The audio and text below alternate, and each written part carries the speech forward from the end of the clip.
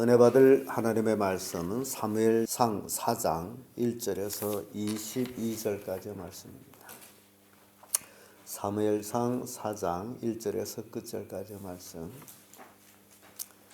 찾으셨으면 교독합니다. 제가 먼저 있습니다. 사무엘의 말이 온 이스라엘 전파되니라. 이스라엘은 나아가서 블레셋 사람과 싸우고 에벤에셀 곁에 진을 치고 블레셋 사람은 아벡에 진쳤더니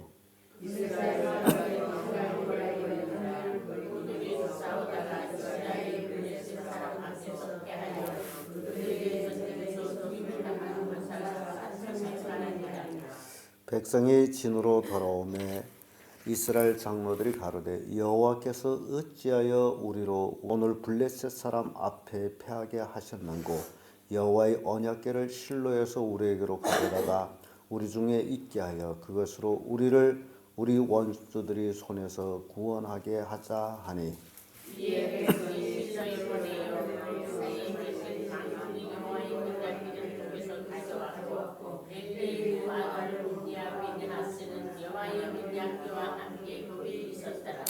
여호와의 언약궤가 진에 들어올 때에 온 이스라엘 큰 소리로 외침에 땅이 울린지라.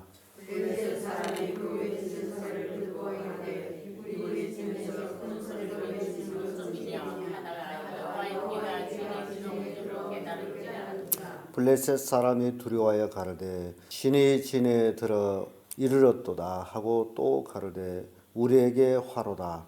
전일에는 이런 일이 없었도다. 우리에게 화로다. 누가 우리를 이 능한 신들의 손에서 건지리요. 그들은 광야에서 내려가지 않으므로 애굽을 지시리라. 너의 블레셋 사람들아 강하게 되어 대장부가 되라.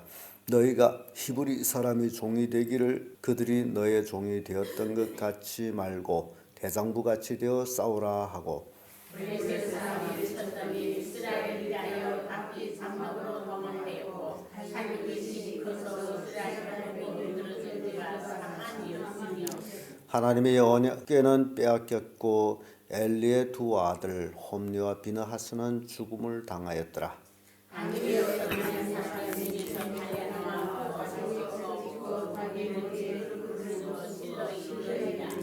그가 이럴 때에 엘리가 길 곁 자기 의자에 앉아 기다리며 그 마음이 여호와의 궤로 인하여 떨릴 쯤이라. 그 사람이 성에 들어오며 고함에 온 성이 부르짖는지라.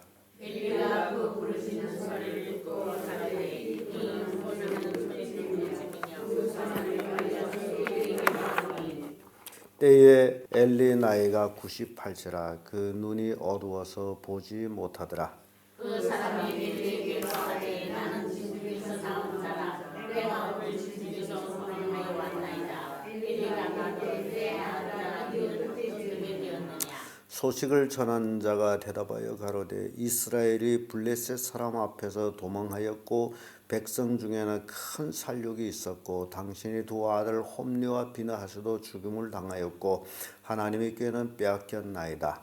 하나님의 궤는 엘리가 자기 이사에서 장마지로 그곳 계속 속이 부러져 죽었으니 나이가 피곤한 경보라. 그가 이스라엘 사자가 된 지 40년이었더라. 그의 며느리 비느하스의 아내가 잉태하여 상기가 가까웠더니 하나님의 궤 뺏긴 것과 그 시부와 남편이 죽은 소문을 듣고 갑자기 아파서 몸을 굽히려 해산하고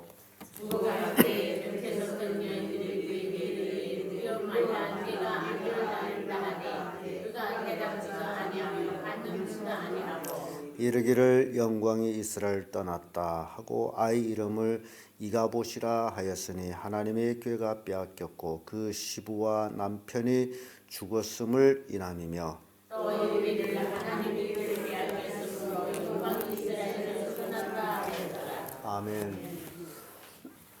네, 이 말씀으로 엘리 가문의 몰락 이런 제목으로 말씀을 나누겠습니다. 사무엘이 온 이스라엘에게 알려지는 그때에 정확한 연대는 알 수 없습니다만은 다만 엘리 제사장이 40년 동안 이스라엘 사사로 치리하던 마지막 때 40년을 채워서 죽는 그때에 이스라엘하고 블레셋이 전쟁을 하게 됩니다. 그래서 이스라엘은 에벤 에설의 진을 치고 블레셋은 아벡의 진을 치고 그렇게 싸움을 했는데 전쟁을 했는데 그 전쟁에 이스라엘이 패해서 약 4천여 명이 전사자를 냅니다. 그래서 그 전쟁에 패한 원인을 이 이스라엘 백성들, 이스라엘 군인들은 하나님께로 돌립니다.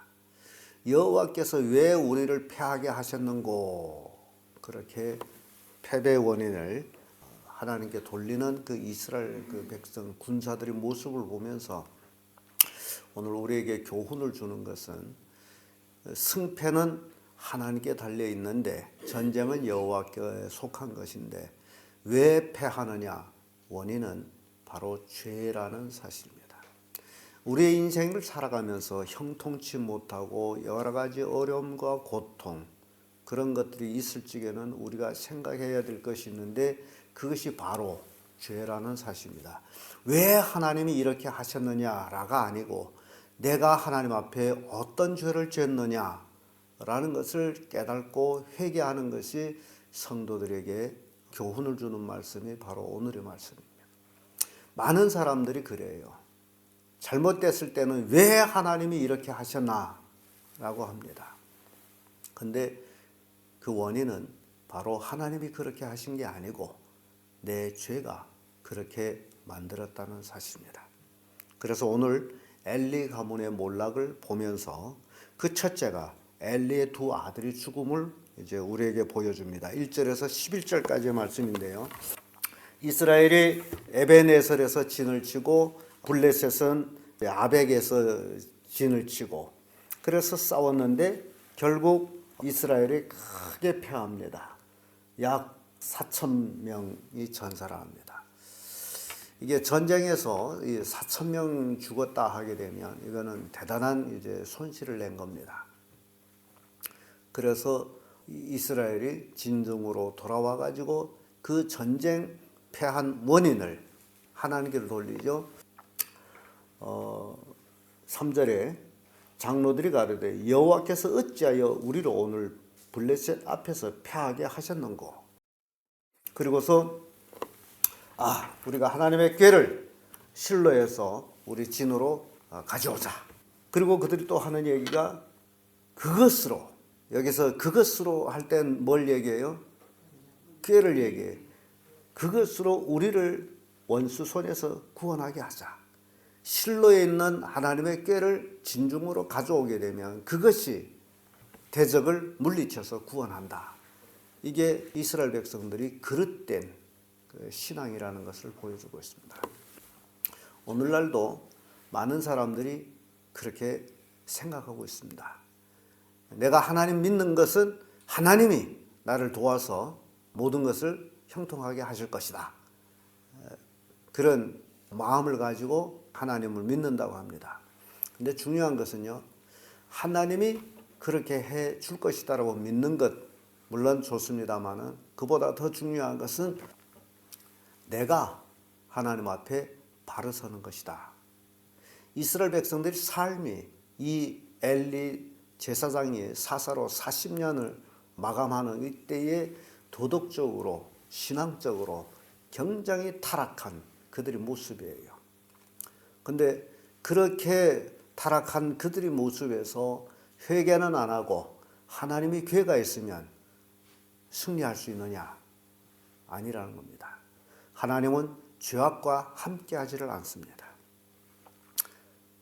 궤가 있을지라도 하나님이 영이 떠나면 그거는 하나의 궤에 불과한 것이지 아무 의미가 없다는 겁니다. 그 궤가 어떤 능력을 발휘해서 이스라엘을 싸우면서 구원하는 그런 것이 아니라는 거예요. 그건 어디까지나 하나의 궤에 불과하고 하나님이 함께 하느냐 안 하느냐 그거는 이스라엘 백성들이 삶에 달려있다는 겁니다. 근데 보세요. 궤를 실로에서 옮겨왔어요. 근데 그 궤 옆에 누가 있어요? 엘리 두 아들. 홈리와 비느하스가 있어요. 이 사람은 어떤 사람이라고 소개했어요? 불량자예요. 하나님의 영광을 더럽힌 자들이에요. 그렇게 더럽힌 자들이 지금 어디에 있어요? 버젓이 교회 옆에서 제사장 노릇을 하고 있다. 그러니 전쟁에 승리할 수 있을까요? 이게 제 전쟁에서 패배한 원인이 바로 이 죄악에 있다라는 거예요. 그리고 괴가 진중으로 들어올 때에 이스라엘 백성들은 크게 고함칩니다. 사기를 북돋우죠. 왜? 이제는 승리했다. 고함을 쳐요. 옛날에 늘 괴가 앞서서 나가서 승리를 했어요. 그거는 괴가 앞서 나간 게 아니고 하나님이 앞서 싸워주신 거예요. 그래서 큰 소리로 외쳐서 온 산과 땅이 진동할 정도로 이스라엘 백성이 고함을 쳤어요. 블레셋 사람들이 그걸 들었어요. 이게 웬일이냐? 전에 없었던 일이 어떻게 있느냐? 그래 알아봤더니 뭐가 들어와요? 언약궤가 진중에 들어온 것을 블레셋 사람들도 알아요. 근데 그래서 역사라는 게 굉장히 중요합니다. 역사를 모르면 망해요. 이 블레셋 사람들, 하나님의 신이 진중으로 왔구나. 그러면 누가 이길 수 있느냐? 우리는 이길 수 없다. 우리에게 화로다. 이게 블레셋 사람들이 한 얘기예요. 그리고 나서 이제 그들이 생사박투를 다짐하게 되는 원인이 나오는데요. 8절에 우리에게 화로다. 누가 우리를 이 능한 신들이 손에서 건지리요. 그들은 광야에서 여러 가지 재앙으로 애굽을 친 신들이다. 역사의 이야기를 들은 거죠. 그러면서 9절에 이런 얘기합니다. 너의 블레셋 사람들아 강하게 하며 대장부가 되어라. 너희가 히브리 사람이 종이 되기를 그들이 너의 종이 되었던 것 같이 말고 대장부같이 되어 싸우라 하고. 지금 블레셋에게는 위기일각이요. 블레셋 신이 강해서 전쟁에서 이긴 게 아니고 하나님의 신이 이스라엘 진영을 떠났고 이제 블레셋은 생명을 걸고 싸웁니다. 내가 지면 뭐가 되는 거예요? 종이 되고 이기면 주인이 된다. 그러므로 종이 되지 않기 위해서는 어떻게 해야 됩니까? 생명을 걸고 싸워야 돼요. 그런데 이스라엘 백성들은 생명을 걸어 싸울 필요가 없어요. 왜? 꾀가 와서 이제는 꾀가 싸우면 되는데. 이게 전쟁의 승패가 이제 갈리게 된 겁니다. 최선을 다해서 싸워야 되는데 그것이 우리를 이 블레셋 사람들인데 구원할 때 그것이 꾀가 앞서 나가면 어찐다? 이긴다. 그런데 블레셋 사람들은 아주 이를 악물고 생사박투를 했는데 결국 전쟁에서 누가 이겼어요? 블레셋이 이겼어요. 이스라엘 군인들이 얼마나 죽었어요? 3만 명이 죽어나가죠. 거기에 처음 전쟁에 4,000명 하게 되면 3만 4천 명이 이게 3만 4천 명이 죽었다면 이 전쟁은 대단히 큰 전쟁입니다. 기가 막힌 전쟁이에요. 그래서 거기서 누가 죽어요? 소위 대제사장이다라고 복교 옆에서 행하던 홈리와 비느하스가 거기서 죽고 그리고 군인들은 뿔뿔이 3만 4천 명이 죽었으니 뿔뿔이 도망을 친 거죠. 언약궤는 뺏기고 그러니까 이 궤를 뺏기는 데 대해서는 이들이 아무런 관심이 없어요. 죽게 된가 궤를 생명을 걸고 지켜야 될 텐데 다 뿔뿔이 도망을 쳐서 궤는 블레셋한테 뺏깁니다. 이게 이스라엘이 그 패한 원인 홈리와 비느하스 그들이 죄가 온 백성들에게 만연되어 있다라는 것을 보여주고 있어요. 3만 4천 명이 죽임을 당합니다. 하나님의 복궤를 뺏겨요. 두 번째로 엘리 죽음입니다. 12절에서 18절까지 말씀인데요. 당일에 베냐민 사람이 진중에서 빠져나와 가지고 티끌을 무릅쓰고 패배의 소식을 전하기 때문에 그래서 실로에 다가옵니다. 그가 이럴 때 엘리가 길 곁 자기 의자에 앉아 기다리고 그 마음이 여호와의 괴로 인하여 떨렸다 그러죠. 이게 장로들이 자기 마음대로 괴를 올라가고 내려오고 이런 그 시대가 바로 엘리 제사장 시대였다라는 사실이에요. 괴는 제사장이 이제 앞서서 가고 뒤에서 괴가 따라오면서 이제 나가야 될 텐데 장로들이 올려오자. 그 괴가 오면 우리는 이긴다. 이런 식으로 괴가 올라갔기 때문에 뺏겼고 엘리는 그 괴로 인하여서 떨고 있었어요. 그리고 패배의 전쟁 소식이 이제 실로에 전달될 때에 실로 성의 백성들은 통곡을 했어요. 그리고 그 사람이 빨리 엘리에게 와서 이제 고하는데 그때 당시에 엘리 나이가 얼마예요? 98세. 98세에서 40을 빼면 몇 살이 되죠?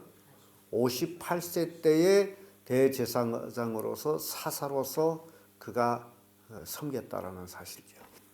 그리고 전쟁 소식을 전하는데 묻습니다. 내 아들아 어찌 된 일이냐 했더니 블레셋 사람들한테 복궤가 뺏겼고 또 당신의 두 아들 홈리와 비느하스가 죽음을 당하였나이다 라는 소식을 전합니다. 하나님 괴를 말할 때에 엘리가 자기 의자에서 자빠져 문 곁에서 어떻게 죽었다 그러죠? 목이 불러졌다. 여기 쓰기는 몸이 비둔해 가지고 움직이지 못하는. 그러니까 엘리가 얼마나 잘 먹었으면 몸이 비둔해 가지고 넘어지면서 자기 몸을 간신할 수가 없어서 문설주에 머리가 맞으면서 목이 불러졌다. 네, 하나님의 40년 동안 엘리에 누렸던 영광이 불러졌다. 그런 의미가 담겨 있습니다. 그래서요, 실은 인생의 가장 아름다운 그 시절, 아름다운 시기 언제라고 생각해요? 인생의 가장 아름다운 청춘이에요. 인생의 가장 아름다운 시기는 황혼 시기입니다. 여러분들이 지금 가장 아름다운 때를 살아야 된다는 거예요. 왜냐하면 청춘 때는 뭣도 모르고 살아왔어요. 그래서 좋다는 걸로만.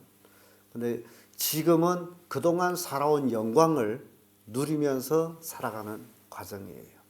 그래서 어찌 보면 이렇게 새벽 기도 왔다가 이렇게 갈 때의 그 해 뜬 모습, 아침 해 뜨는 모습 보잖아요. 그리고 저녁에 그 해가 지는 모습을 이제 보게 되거든요. 근데 요 해 뜨는 모습하고 지는 모습은 거의 똑같습니다. 구분이 안 나요. 그 사진 찍어 놓으면요. 역시 해 뜨는 것 같고 구분이 안 나요. 그런데 다른 점이란 해 지는 해는 빨리 져요. 뜨는 해는 천천히 떠. 그게 다른 점이에요. 그러니까 이게 인생을 그렇게 비유한다면 인생의 황혼기가 그렇게 아름답다는 거예요. 근데 엘리는 아름답지 못하고 목이 불러져서 그 영광이 떠나서 죽습니다. 이게 어떤 삶을 살아가느냐라는 것을 보여주는 거예요.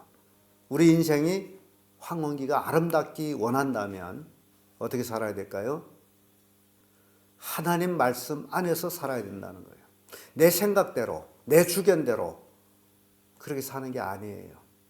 모세와 같이, 여호수아와 같이 정말 하나님께 영광이 되는 그런 황혼을 맞이하는 그런 삶이 축복의 삶이라는 겁니다. 비참한 엘리의 죽음, 기가 막히죠? 하루에 누가 죽었어요? 두 아들이 죽었어. 그리고 그 소식을 듣는 엘리가 또 죽었어요. 그래서 이 엘리의 죽음, 그의 목이 불러진 것은 그 목의 영광이, 그 목의 권세, 늘 목에 힘주고 있다 그러죠. 그게 떠났다라는 것, 불러졌다라는 것, 그걸 보여주고 있습니다. 끝으로 엘리의 며느리 죽음입니다. 19절에서 이제 22절까지의 말씀인데요. 19절의 말씀 보면 며느리 비느하스의 아내가 잉태에 상기가 가까웠더니 하나님께 뺏긴 것과 그 시부와 남편이 죽은 소문을 듣고 갑자기 아파서 몸을 구부려 해산하고, 이게 아주 충격적인 이제 소식이죠. 남편이 죽었죠. 시부가 죽었죠. 그리고 언약궤를 뺏겼죠. 그래서 그것으로 충격받아 가지고 해산을 하게 되는데요. 그 해산할 때 산파들이 뭘 낳았다 그러죠? 두려워 말라 아들을 낳았다. 그런데 이 비느하스의 아내는 굉장히 신앙이 좋은 것 같아요. 남편이 망난이지만은 아예 낳았다는 데에 대해 관심이 없습니다. 또 남편이 죽었다는 데도 관심이 없습니다. 오로지 그는 언약궤 뺏긴 데에 대해서 관심을 가지고 있어요. 그리고 그는 얘기합니다. 영광이 이스라엘을 떠났다. 언약궤를 뺏겼다라는 그 자체가 영광이 이스라엘을 떠났다. 무슨 영광이요? 하나님의 영광이 이스라엘을 떠났다. 하나님의 영광이 이스라엘을 떠났기 때문에 그거는 하나의 꾀에 불과한 거다. 그래서 뺏겼고, 그래서 아들 이름을 이가봇이라 그렇게 이름을 짓습니다. 그래서 이름 뜻이요, 가봇은 가봇 영광이란 말이고, 떠났다는 얘기. 뭐가 떠났다? 영광이 떠났다.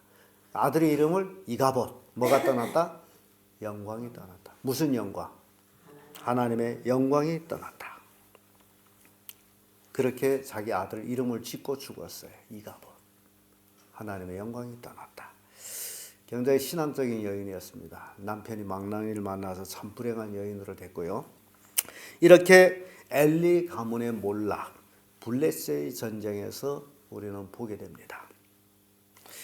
하나님을 무시한 엘리 아들의 죄과, 그리고 그런 죄를 지은 아들임에도 불구하고 엘리가 자기 권한으로 아들을 제사장으로 세워가지고 보피했던 죄, 이것으로 인해서 결국 엘리 가문이 몰락한 겁니다. 우리가 신앙생활하면서 나는 하나님 앞에 어떤 죄가 있는가, 이걸 여러분 각자 깊이 이제 생각해야 될 일입니다. 그리고 죄가 깨달아지게 되면 어떻게 해야 됩니까? 회개해야 됩니다. 그 죄가 엘리를 망하게 하듯이 우리를 망하게 할 수 있다라는 겁니다. 신앙인은 늘 하나님 앞에 회개하고 거룩하게 살고 그 삶이 하나님께 영광이 되도록 살아가야 될 삶의 책임을 가지고 있습니다. 그렇게 살 때에 황혼이 아름답다. 그렇게 못 살게 되면 인생 황혼은 비참합니다. 여러분들이, 많은 분들이 지금 황혼을 맞이하죠. 이 황혼이 아름답게 하기 위해서 지금부터 늦지 않아요. 우리 참 하나님 앞에 늦지 않음이 참 좋습니다. 왜냐하면 하나님은 그동안 우리를 향해서 길이 참고 기다리고 있는데 우리가 뭘 하기려? 회개하고 바르게 살기를 기다리고 있다.